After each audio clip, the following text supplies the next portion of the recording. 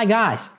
Today we are speaking about due diligence in Goldfinch protocol. The methodology of this assessment is common for everything that you want to check in order to understand whether a company you are analyzing is good to deal with. In case with Goldfinch protocol, it is the borrower who is worthy of borrowing precious USDC from backers and liquidity providers. So, what are these methods? And they are income statement, balance sheet, cash flow, unit economics. There is also a portfolio analysis, but I don't have enough time to speak about it in this video. Maybe I would make separate video on this topic. They are all the parts of financial statements. And of course, all these reports are done for generally external purposes like the state needs financial statements in order to understand the amount of taxes that a company has to pay. Investors also need the statement to be sure that the company is at a good conditions and can bring profit in future. The creditors also want to understand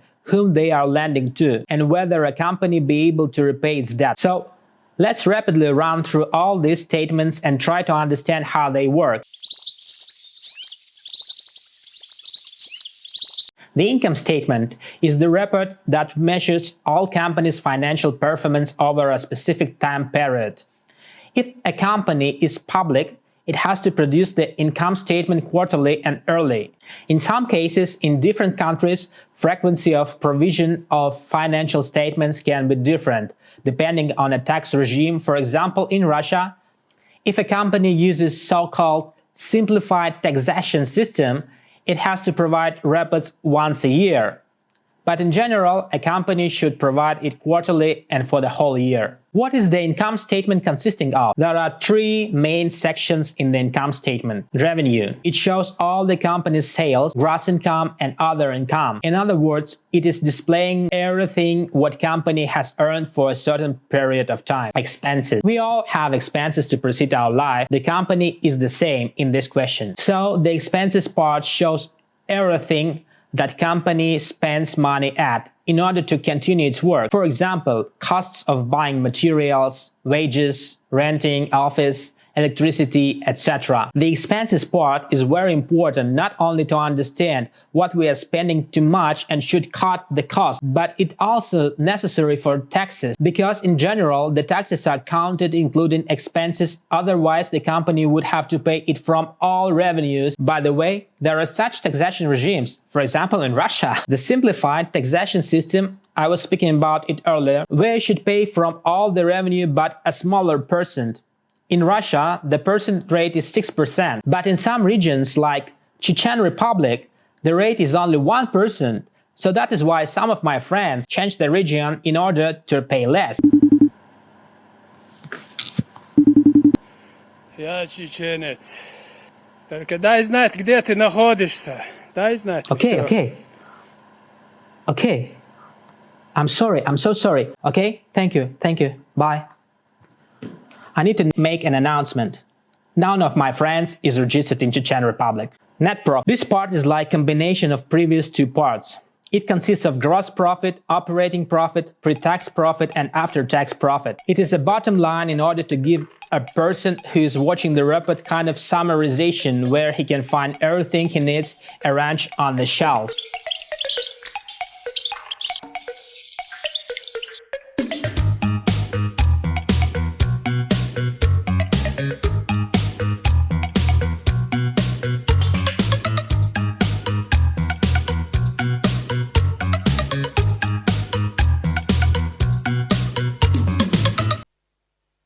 Accountant, sweetie, my accountant, you are so nice, but simple though. Accountant, sweetie, my accountant, the happiness should come if rest is in your soul.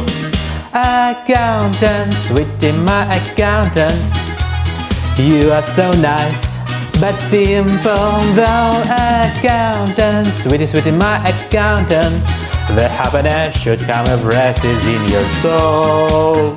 Yes, the balance sheet is almost only associated with accountants. These are nice people in a separate room with a smart look who are doing some kind of work that no one else can understand. But in our case, we should understand what a balance sheet is. A balance sheet is a statement of net worth. It means that you can find there almost everything which a company has, including assets, liabilities, and equity. By the way, assets equals liabilities plus equity. As it comes from its name, the balance sheet has always to be in a balance. If you see any disbalance in the balance sheet, it means that something is wrong with calculations. And the balance sheet is very old thing. The first confirmed case of using of so-called double record is found in Francesco Dattini's trading company in Italy in the end of 14th century. The double record meant that all data from commercial work should have been recorded in two accounts, liabilities and equity, or passive and actives, which should be in balance. That is where the balance statement comes from. So if we know how to read the balance sheet, a lot of things become much clearer about company's business, and then we can decide about lending to it. But let's go further and know what is a cash flow. Cash flow statement is the records about the amount of cash which comes and gets out of company. Cash flow is essential to survival of company's business. There are three sections in the cash flow statement. Cash flow from operations. This section reports cash flows and outflows that stem directly from a company's main business activities. These activities may include buying and selling inventory and supplies, along with paying its employees their salaries. Any other forms of in- and outflows such as investments, debt, and dividends are not included. Cash flow from investing. This is the second section of the cash flow statement. Looks at cash flows from investing is the result of investment gains and losses. This section also includes cash spent on property, plant, and equipment. While positive cash flows within this section can be considered good, investors would prefer companies that generate cash flow from business operations, not through investing and financing activities. Companies can generate cash flow within the section by selling equipment or property. And the third section of cash flows from financing. The section provides an overview of cash used in business financing. It measures cash flow between a company and its owners and its creditors, and its source is normally from debt or equity. When the cash flow from financing is a positive number, it means that there is more money coming into the company than flowing out. When the number is negative, it may mean that the company is paying off debt or is making dividend payments and or stock buybacks. So as we can see, the cash flow statement is very important for us to know whether company is in a good health or sick or even trying to die soon. Cash flow for a company is like a blood flow for our bodies, except that we are not vampires and we don't have directly supplying of blood to our organism. We do it from usual meals. But anyways, analogy is nice, I think. Well, let us go to the fourth part of our today's video. It is unit economics.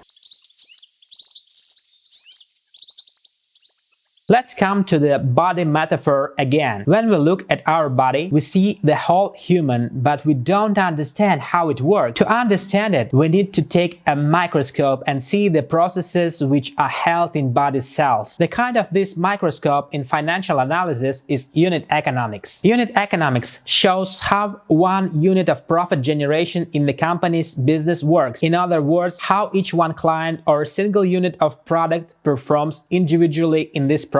Let us take as example on how unit economic works in some fintech company which lends money to individuals. So we have a company which lends money to a particular person. The amount of average loan is $1,000. The interest revenue is $400 for 1 year, which is 40% annual rate. The cost of capital is $150 for one loan. Net financial revenue is $250. Cost of default is $100 or 10%. Customer acquisition cost is $50. It can consist of marketing for $30, sales $20.